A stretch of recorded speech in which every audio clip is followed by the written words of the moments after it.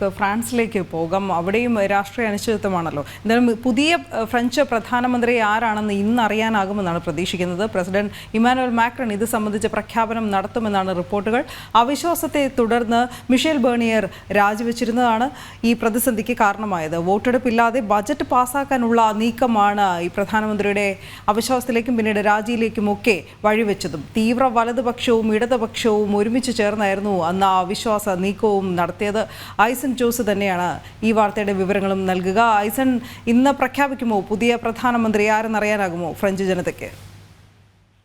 തീർച്ചയായും ഇന്ന് ഫ്രഞ്ച് ജനതയുടെ പുതിയ പ്രധാനമന്ത്രി ആരെന്ന് പ്രഖ്യാപിക്കാനുള്ള സാധ്യത വളരെയധികം കൂടുതലാണ് എന്നാണ് രാഷ്ട്രീയ നിരീക്ഷകരെല്ലാം തന്നെ, അന്താരാഷ്ട്ര നിരീക്ഷകരെല്ലാം തന്നെ ചൂണ്ടിക്കാണിക്കുന്നത്. അത്തരത്തിലൊരു സൂചന പ്രസിഡന്റിന്റെ ഭാഗത്ത് നിന്ന് നേരത്തെ ഉണ്ടാവുകയും ചെയ്തു. അദ്ദേഹം ഔദ്യോഗികമായി രാജ്യത്തെ അഭിസംബോധന ചെയ്ത വേളയിലും ഈ നേരത്തെ മിഷേൽ ബേർണിയറെ പുറത്താക്കിയതിനു ശേഷം, മിഷേൽ ബേർണിയർ രാജിവെക്കേണ്ടി വന്നതിന് ശേഷം നടത്തിയ രാജ്യത്തോടുള്ള അഭിസംബോധനയിൽ വളരെ കൃത്യമായി ഫ്രാൻസിന്റെ പ്രസിഡന്റ് ഇക്കാര്യം പറയുകയും ചെയ്തിരുന്നു.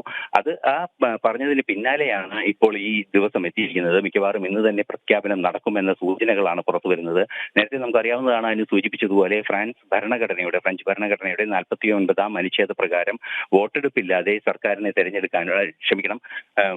ബജറ്റ് പാസ്സാക്കുന്നതിനുള്ള അനുമതി നൽകുന്ന ചില വകുപ്പുകളുണ്ട്. അത്തരം വകുപ്പുകൾ പ്രകാരം ബജറ്റ് ബിൽ പാസ്സാക്കുന്നതിനുള്ള ഒരു നീക്കമാണ് മിഷേൽ ബേർണിയർ നടത്തിയത്. എന്നാൽ നീക്കത്തെ തീവ്ര വലതുപക്ഷത്തെയും അതുപോലെ തന്നെ ഇടതുപക്ഷത്തെയും ഒരേപോലെ എതിർപ്പ് പ്രകോപിപ്പിക്കുകയായിരുന്നു. ഈ പ്രകോപനത്തിന് പിന്നാലെയാണ് അവിശ്വാസ പ്രമേയം വരുന്നതും. ചരിത്രത്തിലാദ്യമായി, അതായത് അവിശ്വാസ പ്രമേയം ചർച്ച ചെയ്യുന്ന ചരിത്രത്തിലാദ്യമായി വലിയൊരു ഭൂരിപക്ഷത്തോടെ അവിശ്വാസ പ്രമേയം പാസ്സാകുകയും ചെയ്തു. ഓർക്കണം, 1962 ശേഷം അവിശ്വാസത്തിലൂടെ പുറത്താകുന്ന ഒരു പ്രധാനമന്ത്രി ഫ്രാൻസിലുണ്ടായി എന്നതാണ് ഈ പ്രശ്നത്തിന്റെ ഏറ്റവും ചരിത്രപരവും ഗൗരവതരവുമായ ഒരു കാര്യം. അതുപോലെ തന്നെ വളരെ ചുരുങ്ങിയ കാലം മാത്രമാണ് അദ്ദേഹത്തിന് അധികാരത്തിൽ തുടരാനും കഴിഞ്ഞത്. തീർച്ചയായും അത് വലിയൊരു രാഷ്ട്രീയ അനിശ്ചിതത്വത്തിലേക്കാണ് നീങ്ങുന്നത്. ഈ ഒരു പശ്ചാത്തലത്തിൽ സൗദി അറേബ്യൻ സന്ദർശനത്തിന് ശേഷം തിരിച്ചെത്തിയ ഇമ്മാനുവൽ മാക്രോൺ കൃത്യമായി പറഞ്ഞിരുന്നത് ബജറ്റ് പാസ്സാക്കാനുള്ള നീക്കങ്ങൾ നടത്തുമെന്നാണ്. ഒരു ഭരണ പ്രതിസന്ധിയിലേക്ക് നീങ്ങുന്ന കാര്യങ്ങൾ ഒഴിവാക്കുന്നതിനുള്ള നടപടികൾ ഉണ്ടാകുമെന്നാണ്. അതിനെ ഏത് രീതിയിൽ പ്രതിപക്ഷ പാർട്ടികൾ സഹകരിക്കും? ഒരു തൂക്ക് പാർലമെന്റായി നിലനിൽക്കുന്ന ഫ്രഞ്ച് പാർലമെന്റിൽ പ്രതിപക്ഷ കക്ഷികളുടെ പ്രതികരണം ഏത് രീതിയിൽ ഉണ്ടാകുമെന്നതാണ് ഏറെ ഗൗരവമർഹിക്കുന്ന ഒരു വിഷയം.